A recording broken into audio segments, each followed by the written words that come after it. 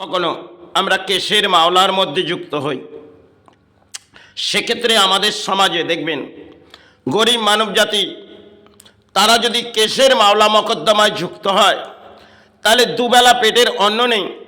আর সেক্ষেত্রে সেই কেস দীর্ঘ সময় হয়তো চলবে, কারণ আজকে বর্তমান দিনে কোর্টের কেস সেটা সময়ের ক্ষেত্রে হয়তো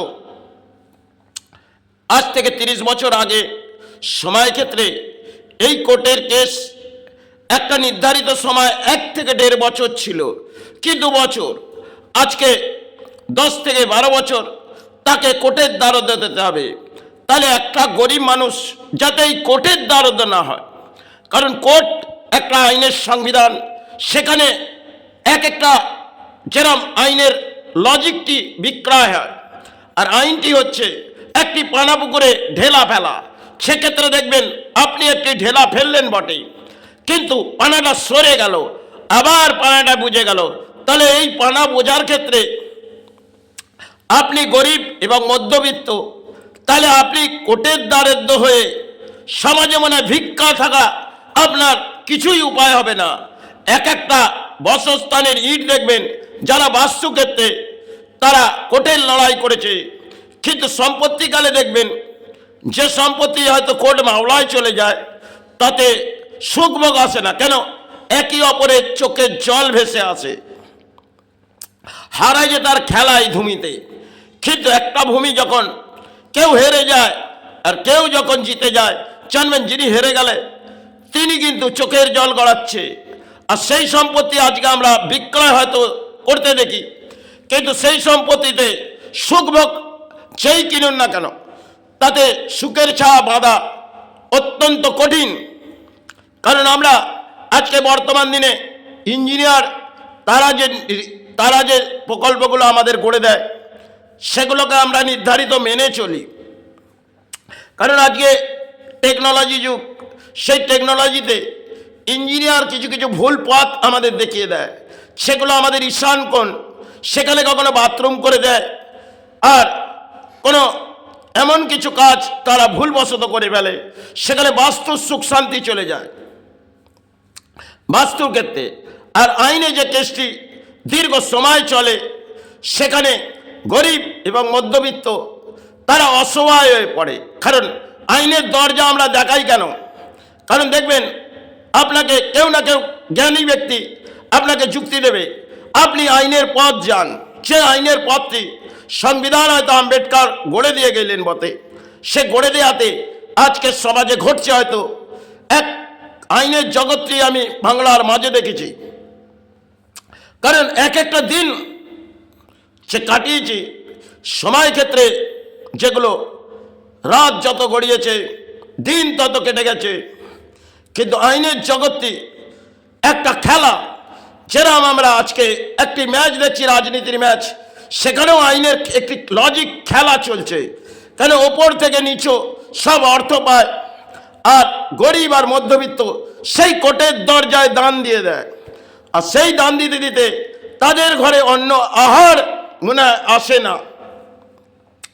আজকে শিক্ষিত সমাজ, সেখানে দেখবেন আপনি প্রশাসন যাবেন, কারণ একটি প্রশাসন আপনি গেলেন বটে, সেক্ষেত্রে তিনিও অর্থ ছাড়া কিছুই চেনে না, কারণ বাইরে হাতে তার অর্থ সঞ্চয়।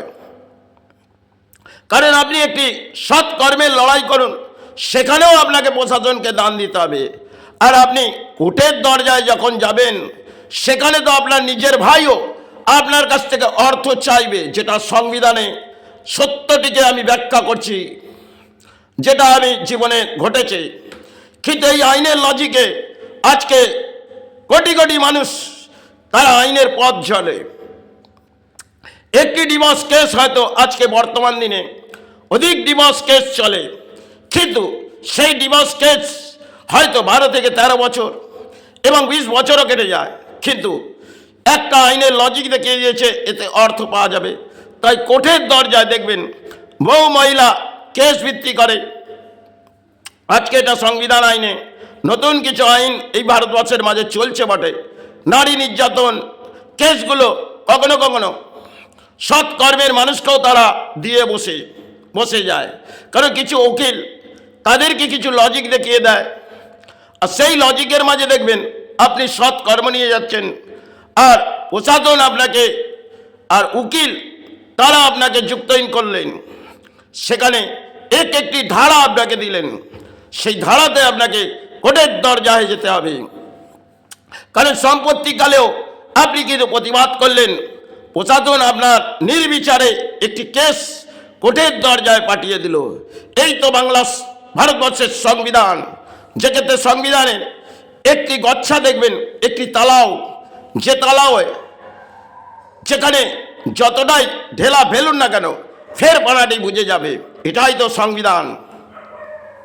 আর এই সংবিধানে যেখানে দেখবেন নেতারা তারা উৎপাত হয়ে পড়ে, তারা আইন ভাঙে, আর জনগণ যদি কোনো আইন বিফলে করে তাহলে সেক্ষেত্রে তার কেস নির্ধারিত এই প্রশাসন থেকে, আইনের উকিল থেকে আপনাকে কোর্টের দ্বারস্থ করে দেবে।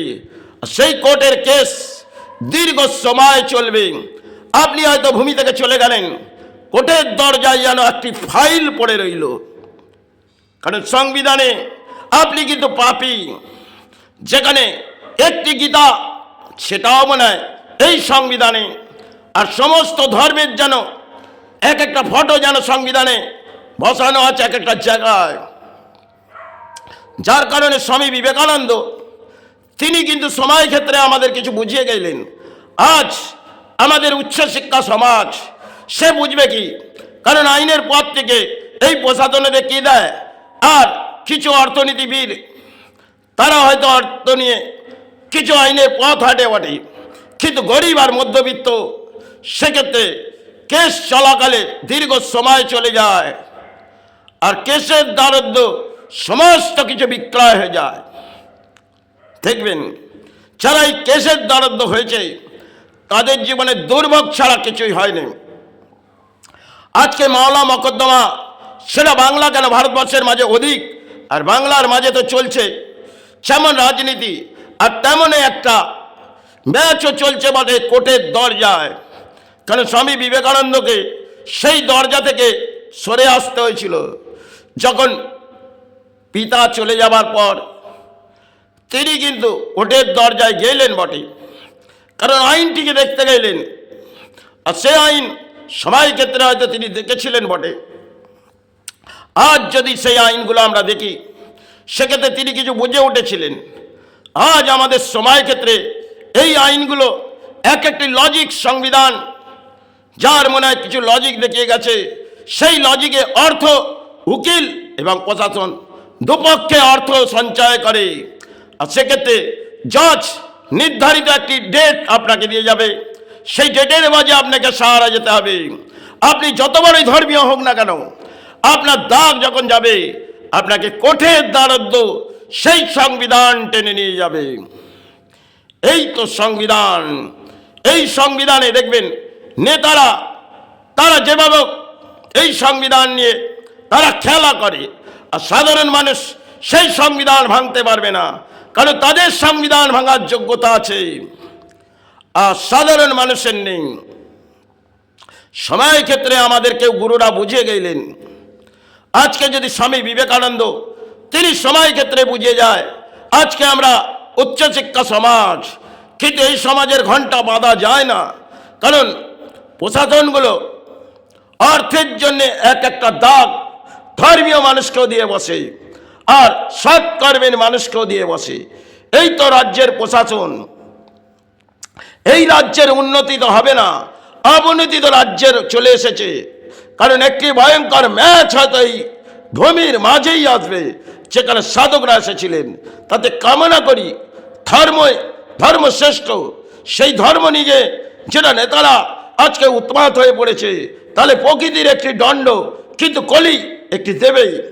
সেক্ষেত্রে কলির দণ্ড হয়তো সৎকর্ম মানুষ বেঁচে যাবে, অসৎ কর্মের মানুষ কিছু বাড়াডুবি, তাতে কি ঘটবে জানি না, তবে আসবে কিছু ঘটনা। কারণ জনগণ উত্তাল হয়েছে, আর রাজনীতি একটা জোয়ার ভেসেছে, তাহলে সেই জোয়ার তো কাটবে না পুজো পাঠ করে। সেই জোয়ার যেটা রাজনীতির জোয়ার, আজকে ধর্মটাকে তো আমরা নিচ স্তরে পাঠিয়ে দিয়েছি, কারণ নেতারা ধর্ম করবে আর সে সেবা ওরাই চালাবে। আর পুরোহিত তারা তো এটা শুদ্ধের যুগ, কারণ শিলা নারায়ণ ব্রাহ্মণ লুচতে হবে, শুদ্ধরা সেবা করবে, এটা হয়তো শুদ্ধের যুগ। যাই হোক, এই আইনের পথ সাধারণ মধ্যবিত্তর জন্য যায় না। আজকে ধর্ম নিয়ে আমরা হয়তো হিসাববৃদ্ধি করছি বটে, দুটি ধর্মের মানুষ কিন্তু এই কোর্টের দরজা হয়, সেখানে আইনের পথটি অত্যন্ত পাওয়া কঠিন। দেখবেন কেস যখন 170 এই ধরনের কেসগুলো কোর্টের দরজায় অধিক, আর জজ তার নির্ধারিত ডেট দিয়ে যায় কবে সে রিলিফ পাবে। এই তো সংবিধান, এই সংবিধান যেটা আম্বেদকর গড়ে গেলেন, কিন্তু তাতে কিন্তু কিছু লজিক দেখে গেলেন, সেই লজিকটা নিয়ে আজকে নেতারা খেলা করে, আর জনগণ ভাবে আমরা সারা পাবো সংবিধানে গেলে, কিন্তু এর কিনারা মনে হয় কোথাও নেই। কেন এটা একটি পানা পুকুর, চার মনে হয় ঢেলা ফেললে পানাটি সরে যায়, আবার তো বুঝে যায়। এই তো উন্মাদ হয়েছে, এই তো কলির রাজ্যে চলছে একটি বড় খেলা। জয় গুরু, জয় মা।